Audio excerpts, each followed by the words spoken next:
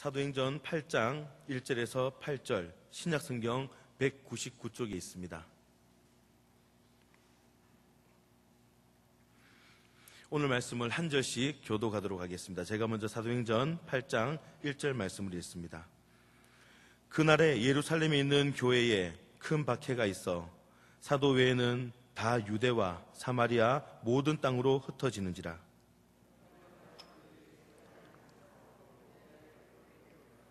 사울이 교회를 잔멸할새 각 집에 들어가 남녀를 끌어다가 옥에 넘기리라.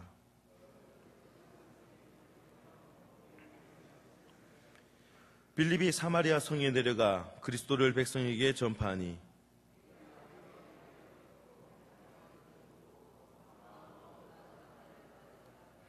많은 사람에게 붙었던 더러운 귀신들이 크게 소리를 지르며 나가고 또 많은 중풍병자와 못 걷는 사람이 나으니 그 성에 큰 기쁨이 있더라. 아멘. 이 이야기는 많이 들어본 그런 이야기일 텐데요. 어느 초등학교에서 선생님이 학생에게 문제를 냈습니다. 어떤 문제냐면요, 우리 자막에 나올 텐데 이런 문제를 냈습니다. 불행한 일이 거듭 겹침이란 뜻의 사자성어는 무엇일까요? 대답은 하지 마십시오. 여러분들이 생각하는 그 답이 정답입니다.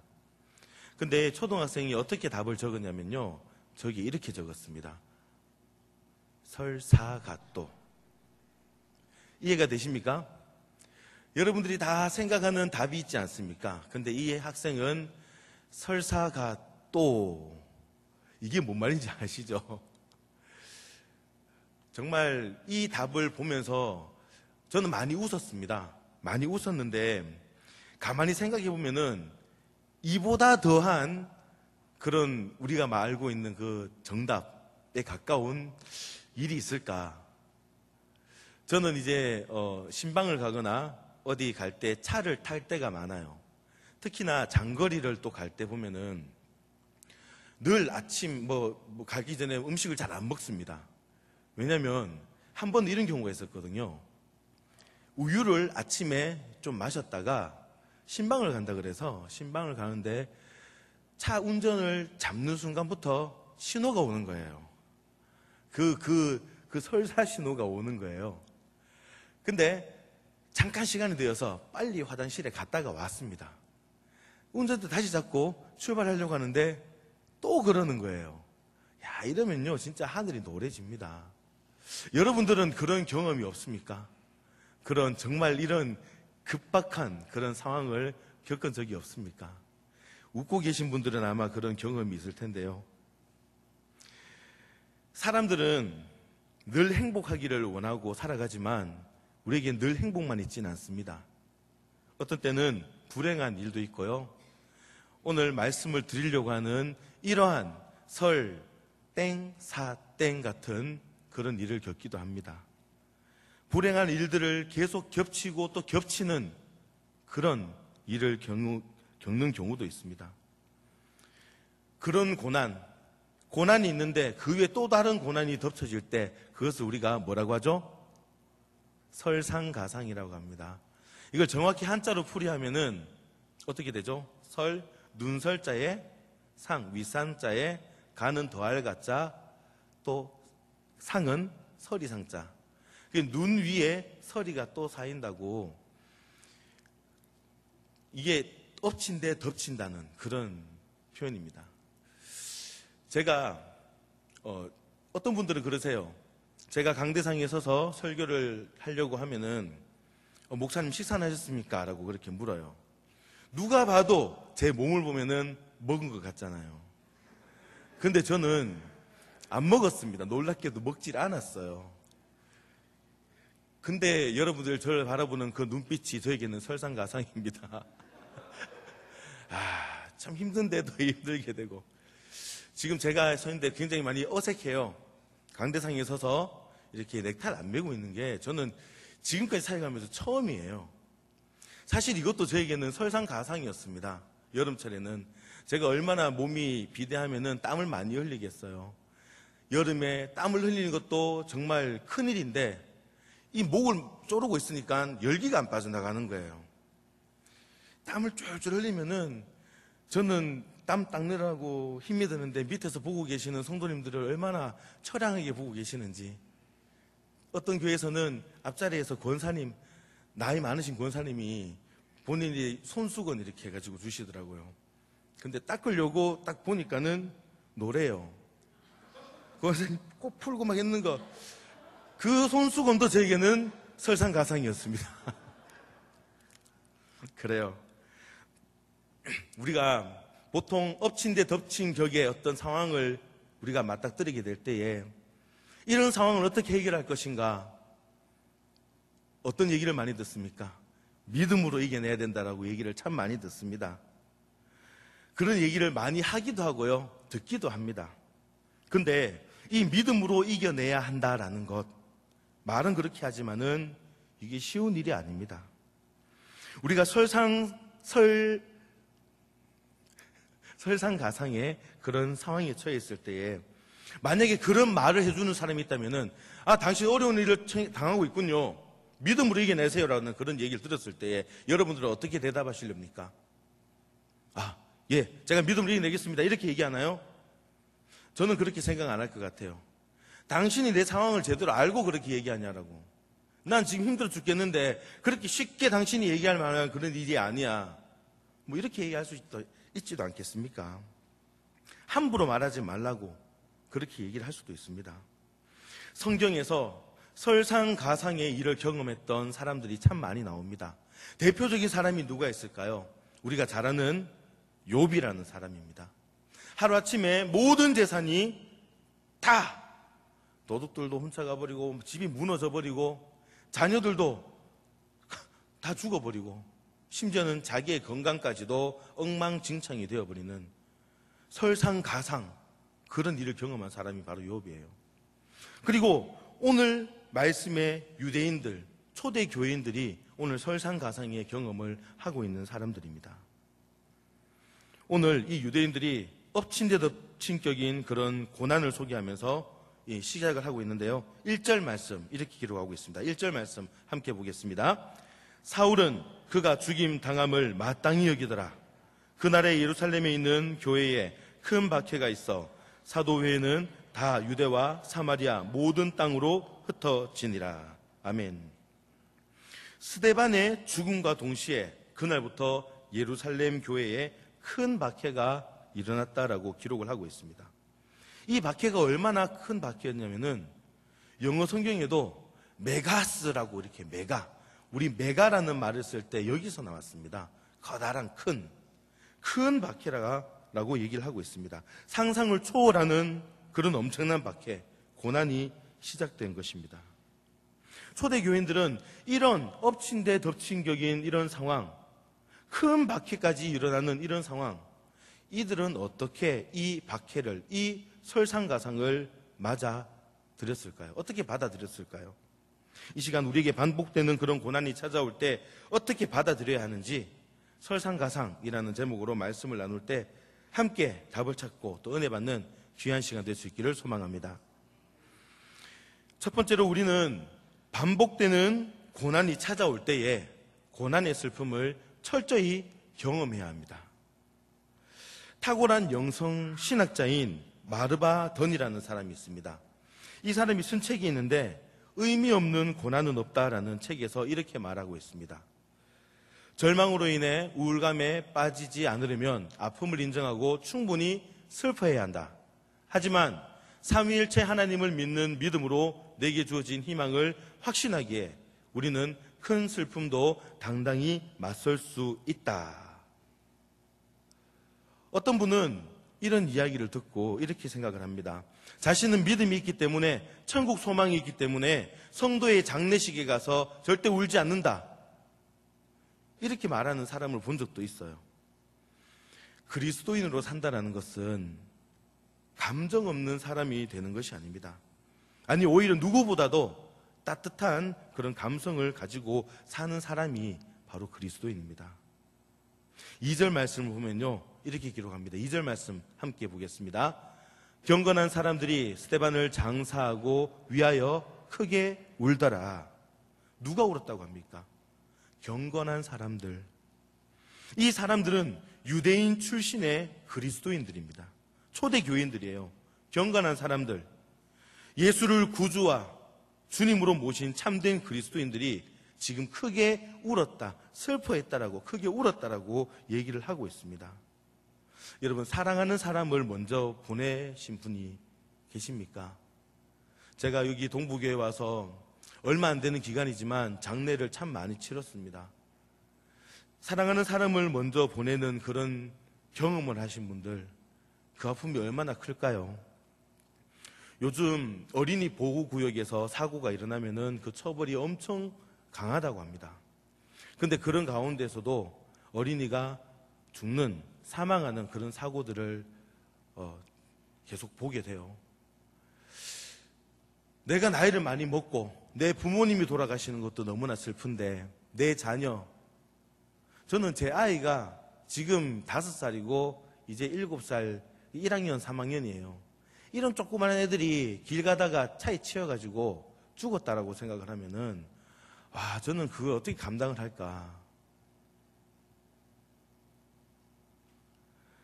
사랑하는 사람을 먼저 떠나보내는 것, 이 세상에 다시 함께 할 수 없다라는 것, 그 어떤 슬픔보다 큰 슬픔이 될 것입니다. 오늘 본문에서는 성령과 지혜가 충만하여 사람들에게 늘 칭찬받았던 스데반, 이 스데반 집사가 죽었습니다. 그의 죽음을 목격한 사람들 가운데에 스데반의 섬김과 사랑을 받았던 사람들이 얼마나 많았을까요? 그런데 그런 스데반이 세상을 떠났어요. 늘 나를 위해서 기도해주고 나를 위해서 자신은 먹지 않고 음식도 갖다 주었던 이런 너무나 고마운 사람이 죽었습니다. 그가 편안히 죽었어도 그와 함께 했던 추억을 생각하면서 눈물이 앞을 가렸을 텐데, 억울하게 스데반 집사는 어떻게 죽었습니까? 돌에 맞아 죽었습니다. 돌에 맞아 죽었어요. 그렇게 죽은 스데반을 바라보면서 울지 않을 수 있는 사람이 누가 있겠습니까?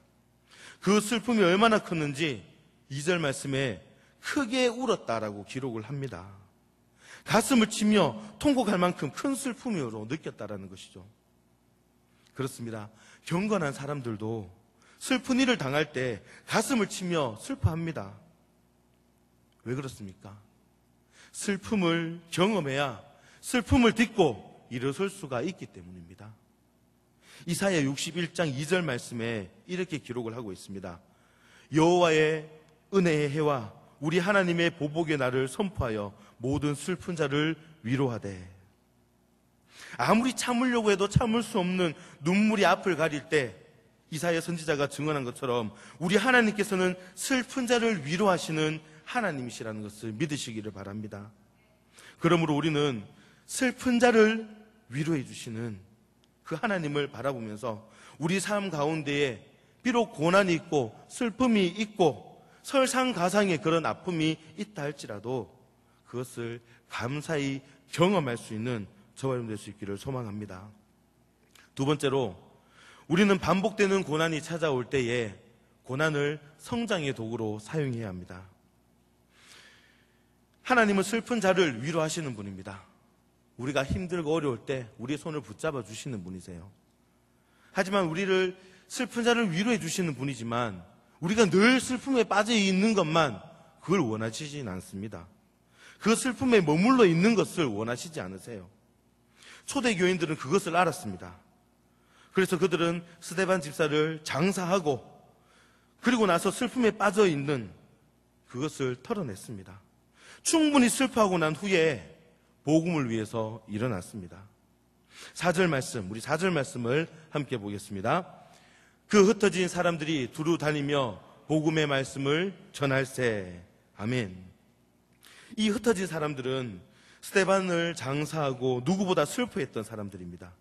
그런데 그들이 슬픔의 자리에서 이제 다 일어나서 두루 다니며 복음을 전파하기 시작합니다. 슬픔을 털고 일어난다는 것 결코 쉬운 일이 아니죠. 사랑하는 사람을 먼저 떠나보내고 그 후에 가장 크게 느껴지는 게 있다고 합니다. 그게 바로 빈자리라고 해요. 내 남편, 내 아내가 먼저 세상을 떠났을 때에 이제 집에 와서 장사를 다 지내고 나서 집에 와서 옷가지를 정리합니다. 썼던 물건들을 정리합니다. 눈물을 흘리면서 또 추억을 하면서 그 슬픔을 털어낸다라는 게 쉬운 일이 아니에요. 스데반 집사가 죽은 후에 초대 교인들에게 그의 빈자리는 너무나 컸을 겁니다. 그런데 그들은 지금 무엇을 하고 있습니까? 두루 다니면서 복음을 전하고 있어요. 아마 스데반 집사를 장사하고 난 후에 이 초대교회 성도들은 깨닫는 것이 있을 겁니다. 스데반 집사와의 함께했던 추억을 생각하면 할수록 이 스데반 집사가 무엇을 추구하며 살았는지, 어떤 것을 위해 살았는지 분명하게 알았을 것입니다. 그것은 다시 일어나서 스데반이 생명을 걸고 전했던 복음, 그 복음을 위해서 살아야겠다라는 그 열정, 그것들이 생긴 것입니다. 여기서 우리가 깨달을 수 있는 중요한 원리가 무엇입니까? 아무리 큰 슬픔을 안겨다 준 고난이 찾아온다 할지라도 그 자리에 주저앉아 있을 것만이 아니라 그 고난을 성장의 도구로 받아들여야 된다는 것입니다. 사랑하는 사람을 떠나보낸 것, 그 죽은 것과 비교할 수 없겠지만 저에게도 힘들었던 순간이 있었습니다. 제가 17년 동안 부교육자 생활을 하면서 거쳐왔던 교회 가운데 있었던 일인데, 그 교회도 지금 우리 교회처럼 담임 목사님 자리가 공석인 자리였습니다. 제가 이미 갔을 때부터 담임 목사님이 안 계셨어요. 어떤 일인지 모르겠지만. 근데 교회의 분위기를 봤을 때에 많이 힘들었어요. 모든 성도는 교역자에 대한 불신을 가지고 있는 거예요. 서로 교통이 되지 않고 소통이 되지 않고 관계가 되어지지 않은 상황에서 교육 전도사인 제가 뭘 할 수 있는 게 아무것도 없었습니다. 뭔가 좀 잘해보고 싶었는데, 뭔가 좀 해보고 싶었는데 따라주시는 분도 없고 아무 일이 안 되는 거예요. 기도할 때 그렇게 눈물을 많이 흘렸던 적도 그때가 처음이었던 것 같습니다. 사역을 그만두고 싶었어요. 그냥 장사 날까? 이런 생각도 했습니다. 장사도 물론 쉬운 건 아닙니다. 얼마나 어렵습니까? 찬양 가운데에 역전되리라라는 찬양이 있습니다. 그 찬양에서 하는 말이 이런 얘기가 있습니다. 악한 마귀는 힘들고 어려운 순간에 무엇을 바라보고 있느냐? 너희들이 입술을 바라보고 있다. 힘들고 어려울 때 뭘 뱉고 있느냐? 우리는 힘들고 어려울 때 뭘 뱉습니까? 불평불만하잖아요. 저주하잖아요. 마귀는 그걸 바라보고 있어요. 근데 이 입에서 감사가 나오고 찬양이 나오고 기도가 나올 때 마귀는 철저하게 패배하는 겁니다. 이 역전되리라라는 이 찬양, 그 어려운 상황을 이겨내는 것, 기도였습니다. 기도를 통해서 제가 너무 많이 힘들었어요. 2년 가까이 힘들었습니다. 근데 그 상황들이 정리가 되고 지금 이렇게 여러분 앞에 설교를 하고 매일매일 영혼 사랑을 배우면서 더 큰 꿈을 가지고 사역을 하고 있습니다. 한 5년 전이었던 것 같아요. 전화 한 통이 왔습니다. 제 친한 친구였어요. 국민학교 때부터 같이 교회를 다녔고 청년이 될 때까지 같은 교회에서 같이 지냈습니다. 중마오고 같은 그런 친구였습니다. 근데 이 친구도 목회를 해요. 저랑 똑같이 목사 안수를 받았습니다. 근데 사역은 저보다 늦게 시작을 했어요. 목사 안수는 같이 받았는데, 근데 이 친구가 전화를 하는데 기운이 하나도 없는 거예요. 항상 밝았던 친구였는데 기운이 없길래 왜 그런지 하니까 이번에 사역지를 옮겼대요. 5년 전에 사역지를 옮겼는데 꽤 큰 교회였습니다. 근데 그 교회에서 수석 부목사 자리에 갔대요. 저는 속으로 나보다 사역도 늦기 시작했는데 내가 있는 교회보다도 훨씬 더 큰 교회에 있고 수석 부목사가 됐어? 저는 그렇게 내심 부러운 듯이 그렇게 얘기를 했는데 이 친구가 얘기하는 게 그 자리가 너무너무 힘들고 어려워서 죽고 싶다라고 할 정도였어요. 자살하고 싶다라고까지 얘기했습니다. 결국은 그 친구는 그 교회에서 버티지 못하고 도중에 사임을 했습니다. 저는 몇몇 위로의 말을 전하고 전화통화를 끊었지만 저의 간절한 바람은 지금의 이 고난을 통해서 더 성장했으면 좋겠다라는 그런 마음이 있었습니다. 이런 마음이 있습니다. 아프다, 아프다, 아프다. 그러니 나는 더 성장할 것이다. 그렇습니다. 고통과 고난은 성장의 도구입니다. 그러기에 시편 기자도 시편 119편 67절에서 이렇게 말하고 있습니다. 고난당하기 전에는 내가 그릇 행하였더니 이제는 주의 말씀을 지키나이다. 고난당하기 전에는 내가 잘못된 행동을 했어요. 근데 그 후에는 이제는 주의 말씀을 지키겠다고. 한 차를 얻어맞으니까 정신이 드는 거예요. 사랑하는 성도 여러분, 고난이 찾아왔습니까? 계속되는 고통으로 인해서 모든 것을 잃었습니까? 더 이상 아무것도 보이지 않는데 이제 그만 고난이 사라졌으면 좋겠습니까? 아니요. 우리는 고난을 통해서 배우게 될 것입니다. 고난을 통해서 더욱더 아름답게 성장될 거예요. 보석은 그냥 자연에서 나오는 거 그거대로 반짝반짝거리는 게 아닙니다. 그것을 연마하고 갈고 얼마나 많은 시간을 들여서 세공을 합니까? 그러면은 이게 진짜 귀한 보석이 되는 것입니다. 그러므로 우리는 고난 속에서 절망하지 말고 고난을 통해 성장해 갈 수 있는 저와 여러분 될 수 있기를 축복합니다. 고난 가운데서 일어나서 스데반이 생명을 걸었던 그 복음을 위해서 살아야겠다는 그 열정, 이 초대 교인들은 그런 고난이 있었지만 스데반 집사가 가지고 있었던 열정이 무엇인가 다시 생각을 해보고 그 슬픔 가운데 주저앉아 있는 것이 아니라 이 슬픔을 딛고 일어서서 성장을 했습니다. 복음을 전했는 거예요.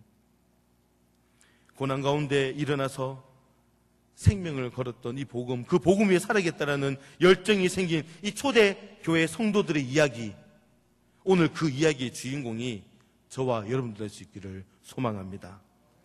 마지막으로 세 번째, 우리는 반복되는 고난이 찾아올 때에 고난 끝에 기쁨이 있다는 것을 믿어야 합니다. 하나님이 허락하시는 고난은 결코 우리 인생의 마침표가 될 수가 없습니다. 고난은요, 쉼표예요.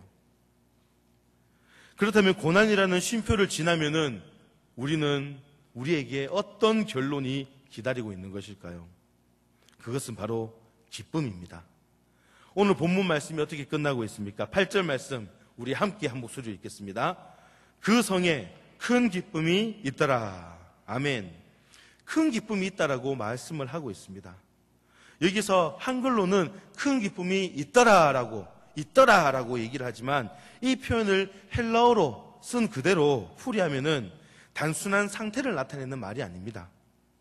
역동적인 현상을 표현하는 말이에요. 큰 기쁨이 있더라 이게 아니라 큰 기쁨이 넘쳤다, 큰 기쁨이 풍성했다, 큰 기쁨이 요동쳤다. 기쁨이 끊임없이 샘솟기 시작했던 것입니다. 그런데 이러한 역동적인 기쁨은 지금 상황에서는 어울리지가 않는 거예요. 유대인과 사마리아인들과의 관계를 볼 때에 지금 유대인들이 흩어져서 복음을 전했어요. 지금 상황에서. 근데 복음 전한 그 사마리아 지역에서 큰 기쁨이 가득한 거예요. 유대인들과 사마리아의 그 관계를 볼 때에 큰 기쁨이 일어날 수가 없습니다. 사마리아 성에 가득할 수가 없습니다. 우리가 알고 있다시피 유대인들은 사마리아인들과 상종하지 않습니다. 그런데 어떻게 그 사마리아 성에 큰 기쁨이 넘치게 될 건가요? 어떻게 해서 그 큰 기쁨이 넘치게 된 것입니까? 그것은 복음의 능력인 것입니다. 우리 6절에서 7절까지 말씀을 함께 봅니다. 6절에서 7절까지 말씀입니다. 무리가 빌립의 말도 듣고 행하는 표적도 보고 한 마음으로 그가 하는 말을 따르더라. 많은 사람에게 붙었던 더러운 귀신들이 크게 소리를 지르며 나가고 또 많은 중풍병자와 못 걷는 사람이 나으니. 아멘. 복음의 능력으로 여러 가지 기적들을 경험한 것입니다. 이런 일이 일어나는데 어떻게 큰 기쁨이 가득하지 않을 수가 있겠습니까? 그런데 여기서 중요한 질문을 하나 해야 됩니다. 왜 그리스도인들이 흩어져서 사마리아까지 오게 된 거냐는 거죠. 왜 사마리아까지 흩어지게 된 걸까요? 바로 큰 고난이 있었기 때문입니다. 그리스도인들이 예루살렘을 떠나지 않으면 안 될 만큼의 엄청난 큰 고난이 있었기 때문입니다. 처음 읽었던 1절 말씀, 거기는 사울은 그가 죽임 당함을 마땅히 여기더라. 그날에 예루살렘에 있는 교회에 큰 박해가 있어 사도 외에는 다 유대와 사마리아 모든 땅으로 흩어지니라 라고 말씀을 합니다. 여기서 얻게 되는 또 하나의 중요한 교훈은 지금 당하는 큰 고난이 당장 생각할 때는 너무나 힘들고 괴롭고 고통스럽지만 결국 큰 고난은 큰 기쁨을 가져다 주는 도구로 쓰임받게 된다는 것입니다. 하지만 누구에게나 다 고난이 기쁨이 될 수는 없어요. 누구나 다 고난이 기쁨의 도구가 되는 것은 아닙니다. 고난이 기쁨의 도구가 되기 위해서는 반드시 기억해야 될 것이 있습니다.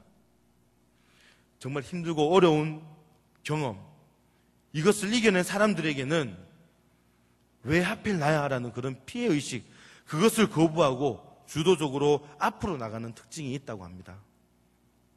고난을 기쁨으로 바꾸는 위대한 사람들의 공통점, 고난을 기쁨으로 바꾸는 그런 위대한 사람들의 공통점, 그것은 그들에게도 이해할 수 없는 나쁜 일들이 수도 없이 계속 일어나지만 거기에 피해의식을 갖고 거기에 젖어 있거나 자포자기에 빠지지 않는다는 것입니다.